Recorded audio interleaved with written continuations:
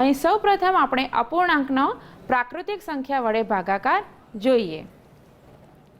અહીંયા આપણી પાસે એક લંબચોરસ આકારના ભાગ પાડેલ એક આકાર આપેલો છે। જોઈએ આ લંબચોરસ આકારના કેટલા ભાગ છે, ચાલો ગણીએ।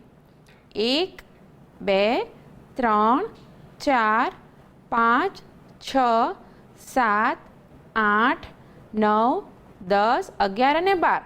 આમ આ લંબચોરસ આકારના 12 ભાગ છે। હવે અહીં નાના નાના બીજા ભાગ પણ આપેલ છે। આપણે એક પ્રવૃત્તિ કરવાની છે। હવે આ પીળા રંગીન ભાગને આ આખી આકૃતિમાં કેટલી વાર મૂકી શકાય, ચાલો જોઈએ। 1 2 3 4 5 અને 6। આમ આ આખી આકૃતિને ઢાંકવા માટે પીળા કલરના ભાગ 6 જોઈએ। હવે આ જે લાલ આકાર છે તે કેટલા ટુકડા જોઈએ, ચાલો એ ગણીએ। 1 2 3 અને 4।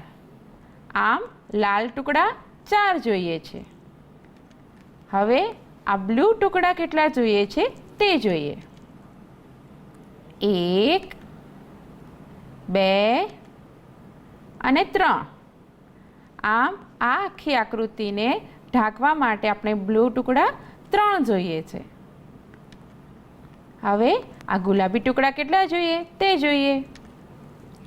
1 અને 2। આમ આ આકૃતિને ઢાંકવા માટે ગુલાબી ટુકડા 2 જોઈએ। હવે આ પ્રવૃત્તિ પરથી એક મહત્વની બાબત આપણે સમજવાનો પ્રયત્ન કરીએ કે અહીં 12 ખાનાવાળું જે આકાર હતો તેને જો આપણે 2 ખાનાવાળા ભાગથી આપણે સમાવ્યું તો તેને સમાવવા આપણને 6 ભાગની જરૂર પડી। જો તેને 3 ખાનાવાળા ભાગથી સમાવ્યું તો આપણને 4 ભાગની જરૂર પડી। જો એને 4 ખાનાવાળા ટુકડાથી સમાવવાનો પ્રયત્ન કર્યો તો આપણે માત્ર 3 ટુકડાની જરૂર પડી। જો 6 ખાનાવાળા ભાગને સમાવવાનો પ્રયત્ન કર્યો તો આપણને માત્ર 2 ટુકડાની જરૂર પડી। આથી આપણે એક ચોક્કસ તારણ પર આવીએ છીએ।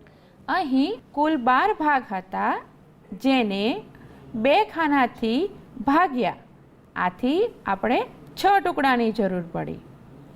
એ જ રીતે 12 ખાનાને 3 ખાના વડે ભાગ્યા તો આપણે 4ની જરૂર પડી।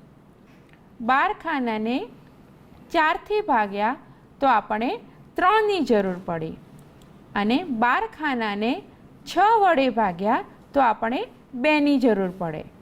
અહીં આપણે પ્રાકૃતિક સંખ્યાનો જ ભાગાકાર કર્યો છે, એટલે કે 12 ભાગ્યા 2 બરાબર 6, 12 ભાગ્યા 3 બરાબર 4, 12 ભાગ્યા 4 બરાબર 3 અને 12 ભાગ્યા 6 બરાબર 2।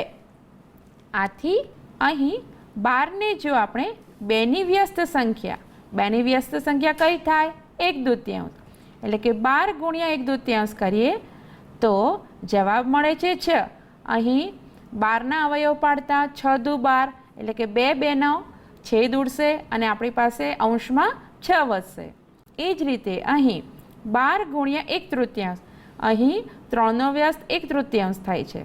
આમ 12 ગુણ્યા 1/3 બરાબર 4 મળે છે। અહીં 12 ગુણ્યા 1/4, 1/4 એ 4નો વ્યસ્ત છે અને આથી જવાબ મળે છે 3।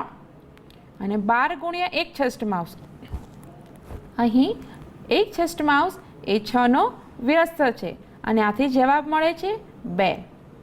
આમ કોઈ પણ સંખ્યાને એટલે કે શૂન્ય સિવાયની સંખ્યા વડે ભાગવી એટલે તેના વ્યસ્ત વડે। અહીં આપણે જોયું દરેક ઉદાહરણમાં જ્યારે પણ આપણે ભાગાકાર કરીએ છીએ એટલે તેની વ્યસ્ત સંખ્યા વડે એને ગુણાકાર કર્યો। કોઈ પણ સંખ્યાનો ભાગાકાર એટલે તેની વ્યસ્ત સંખ્યા વડે તેનો ગુણાકાર કરો.